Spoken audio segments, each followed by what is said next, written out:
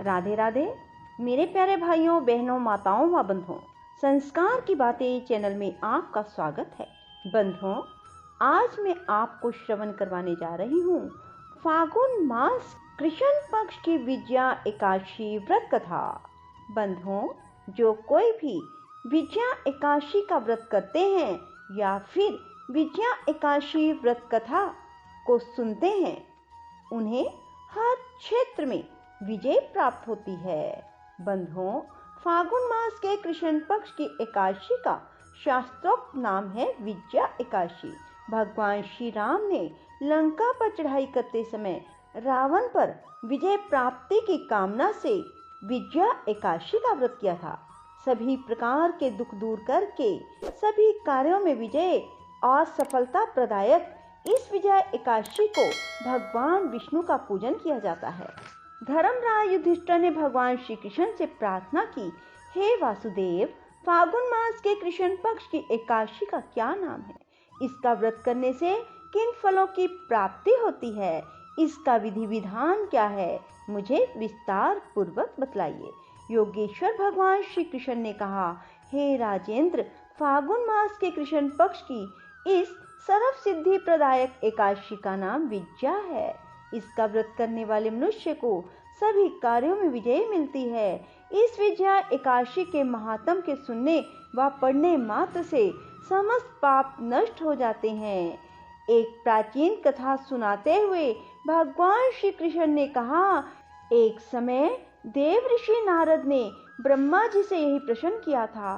तब ब्रह्मा जी ने नारद जी से कहा था, हे नारद, ध्यान पूर्वक सुनो। इस विजय एकादशी का व्रत नए पुराने गत जन्मों के पापों का हरण करके प्रत्येक क्षेत्र में व्रत धारक को विजय दिलाता है।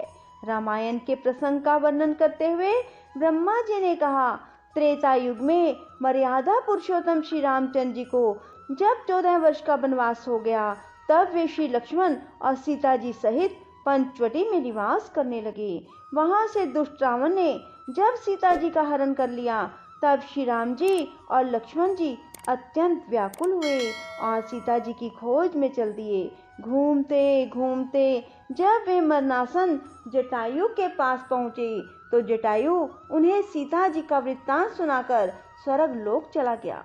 कुछ आगे जाकर उनकी सुग्रीव से मित्रता हुई और बाली का वध किया। हनुमान जी ने लंका में जाकर सीता जी का पता लगाया और उनसे श्री रामचंद्र जी एवं सुग्रीव की मित्रता का वर्णन किया। वहां से लौटकर हनुमान जी श्री रामचंद्र जी के पास आए और सब समाचार कहा। श्री रामचंद्र जी ने वानर सेना सहित सुग्रीव की सम्मति से लंका को प्रस्थान किया।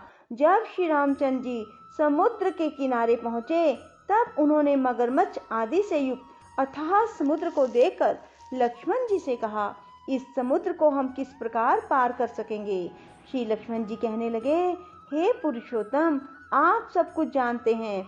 यहाँ से आधा योजन दूर कुमारी द्वीप में वक्दालभ्य नाम के मुनि रहते हैं। उन्होंने अनेकों ब्रह्मा देखे हैं। आप उनके पास जाकर इसका उपाय पूछिए। लक्ष्मण जी के इस प्रकार के वचन सुनकर श्री रामचंद्र जी वक्दालभ्य ऋषि के पास गए और उनको प्रणाम करके बैठ गए। मुनि ने उनसे पूछा, हे राम, आपका आना कैसे हुआ? रामचंद्र जी कहने लगे, हे ऋषिवर, मैं अपनी सेना सहित यहाँ आया हूँ और राक्षसों को जीतने के लिए लंका जा रहा हूँ। आप कृपा करके समुद्र पार करने का कोई उपाय बताइए। मैं इसी कारण आपके पास आया हूँ। महर्षि वक्दालभ्य बोले, हे दशरथ पुत्र राम, फागुन मास के कृष्ण पक्ष की एकादशी का व्रत करने से निश्चय ही आपकी विजय होगी। साथ ही आप समुद्र भी अवश्य पार कर लेंगे। इस व्रत की विधि यही है कि दशमी के दिन स्वर्ण, चांदी, तांबा या मिट्टी का एक घड़ा लेकर उसे जल से भरकर उस पर 5 पल्लव रखने के बाद उसे वेदी पर स्थापित करें। 7 अनाज एक जगह मिलाकर घड़ा रखने हेतु वेदी बनाएं और घड़े के ऊपर जौ रखें। जौ के ऊपर भगवान श्री नारायण की स्वर्ण प्रतिमा स्थापित करें। एकादशी के दिन स्नान आदि नित्य कर्म से निवृत्त होकर धूप, दीप, नैवेद्य, नारियल आदि से भगवान की पूजा करके वह दिन भक्ति पूर्वक घड़े के सामने व्यतीत करें।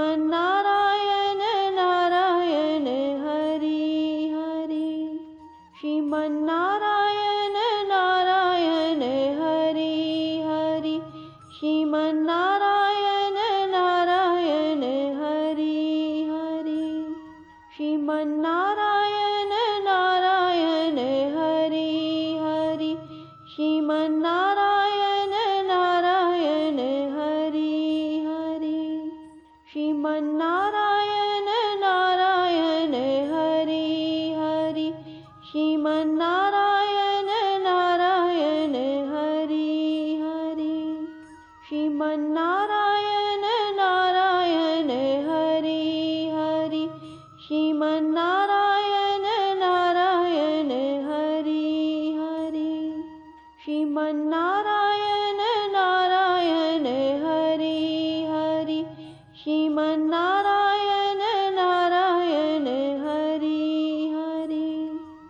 बंधुओं, यदि आपको हमारी वीडियो पसंद आए तो इसे लाइक करने के साथ साथ शेयर अवश्य करें और कमेंट बॉक्स में राधे राधे लिखना ना भूलें।